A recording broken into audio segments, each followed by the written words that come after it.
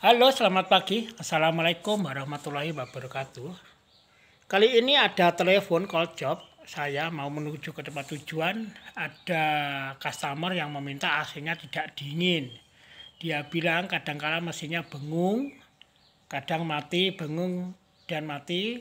Untuk kipas dan kipas outdoornya tidak jalan, tapi untuk indoor kipasnya mau jalan. Tapi kemudian lama katanya kalau tetap dinyalakan terjadilah error.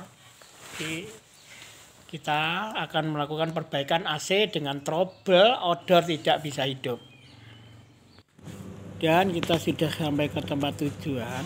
Alat-alat yang kita perlukan terutama tangga segitiga. Karena kalau kita pakai tangga yang biasa itu, yang menyentuh dinding itu, tangga biasa itu mempersulit kita untuk bekerja. Oke, tutup atas sudah kita buka, kita melakukan tutup samping karena sebenarnya bisa tanpa tutup samping dibuka bisa, tetap mempersulit kita untuk melakukan pelepasan alat-alat atau pengecekannya. Karena ini posisi aktif, setrum posisi aktif karena koneksi dari AC-nya langsung tidak pakai stop kontak, langsung koneksi bodi. Jadi kita harus perlu ekstra hati-hati cara membukanya supaya tidak tersengat listrik. Ya teman-teman, terutama untuk keselamatan lah, karena anak istri sedang menunggu kita di rumah. Oke, kita pastikan pinnya atau baut-bautnya yang belum kita lepas. Kadang begitu kita sudah mau menarik tutupnya lupa ada 1-2 baut yang belum kita lakukan pelepasan. Ya, ini ternyata tertinggal satu biji baut yang belum kita lepas. Oke, kita lakukan pembukaan. Kalau untuk merek Sharp kita tarik ke atas sedikit, ada pinnya yang untuk cover sama bodinya belakang itu ada pinnya, kita buka. Oke, sementara untuk pengecekan kita lakukan pergantian kapasitor langsung saja. Kemudian kapasitor yang lama kita lakukan pengecekan. Kita cukup menggunakan avometer saja. Seperti biasa teknisi kalau mengecek kapasitor, dia gerak naik ke atas turun lagi, terkecuali kita mempunyai alat tes khusus kapasitor bisa menunjukkan berapa mikrofarad yang tersisa atau posisi rusak tidak tertulis dari kapasitor tersebut. Ini jarum kita pastikan posisi 1 kilo ohm. Kalau kita 10 kilo ohm itu terlalu kebesaran. Itu untuk mencari induksi. Jadi ini kita sentuhkan kaki satunya ke kom, satunya diputar-putar. Jadi ini pasti jarum avometer tidak menyatakan pergerakan. Ini kapasitor kita nyatakan rusak. Tadi sudah kita lakukan penggantian sebenarnya. Jadi kita untuk memastikan kekuatan bautnya supaya tidak ada bunyi getaran. Begitu outdoor jalan biasanya ada bunyi, itu kadang baut-baut dari kapasitor longgar atau yang lainnya saling bersentuhan dengan bodi, itu membuat bising yang punya rumah. Itu kapasitor sudah kita ganti. Mari kita lakukan pengecekan. Kipas kita putar-putar tidak seret. Ini mesin ini masih dalam hangat, jadi tidak begitu panas. Jadi kalau panas kadang belum mau jalan, tapi ini hangat mungkin masih dicoba sebentar. Tadi kita lakukan tes hidup. Oke, ini AC sudah hidup. Kita lihat outdoor mau berputarkah atau tidak kipasnya, atau ada dengungan pada posisi outdoor atau kompresor hidup. Biasanya kalau kompresor hidup ada dengungan dan dengungan yang normal. Nah ya, ini ada dengungan normal.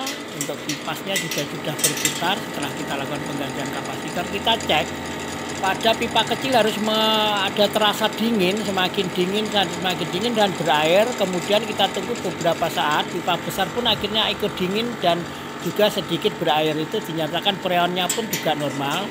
Mesin ada dengungan, kipas berputar, berarti ini outdoor sudah bisa hidup. Jadi outdoor hidup, kita cek lagi indoor dari suhunya, tekan suhu. Mungkin kadang nanti kalau suhunya kurang dingin kita cek freon atau kita cleaning. Oke, untuk sementara untuk ordernya sudah diketemukan penyebab kerusakan dari kipas tidak jalan, kompresor tidak hidup, itu sebuah kapasitor untuk biasanya untuk setengah PK 15 mikro, untuk double, untuk bagian kompresornya 15 mikrofarad, untuk bagian fan-nya biasanya 1,5 atau 2 mikrofarad.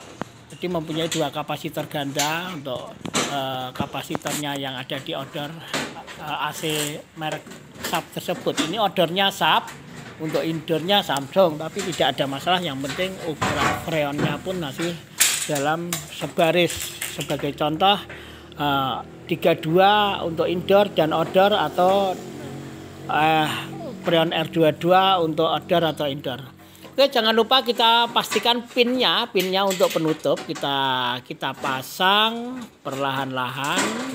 Ada pinnya, jadi kita harus masukkan pinnya, karena kalau tidak masuk nanti ada bunyi bengkung. Kita tarik turun, setelah kita pas pinnya kita tarik turun, itu untuk cover depan sudah kuat, jadi tidak ada bising ketika AC hidup. Yang atas pun harus kita pastikan tertutup posisi seperti posisi aslinya, karena kalau kelonggar sedikit aja ketika kompresor hidup itu pasti ada bising mengganggu pemilik rumah, apalagi malam hari itu. Jadinya kalau nyalakan AC odornya bising mengganggu mungkin tetangga kiri kanan, jadi merugikan tetangga.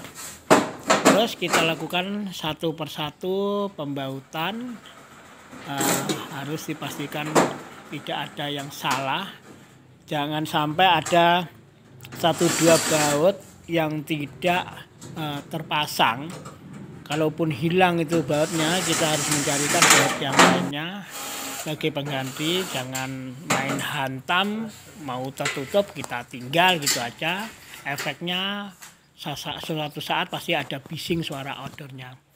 Setelah kita lakukan penutupan, kita lakukan cek lagi, kita tekan remote-nya, barangkali nanti ada bodi yang kipasnya nyanggrok atau bodinya atau bisingnya, pipa-pipa menyanggrok pada covernya, jadi mengganggu bising. Yang terutama odornya harus tidak bising ketika dijalankan. Oke, indoor sudah nyala hidup, kita cek odor fan-nya, kita cek mau berputar dan masalah suara kebisingan tidak ada. Oke, kipas jalan, mesin jalan bunyi seperti biasa, tidak mati, jadi jalan terus, itu tidak overload, jadi mesin sudah normal. Begitu kita lakukan penggantian kapasitor untuk AC tersebut. Tutorial tentang cara menangani si AC yang tidak mau dingin, karena odornya tidak jalan, kerusakan pada kondensatornya.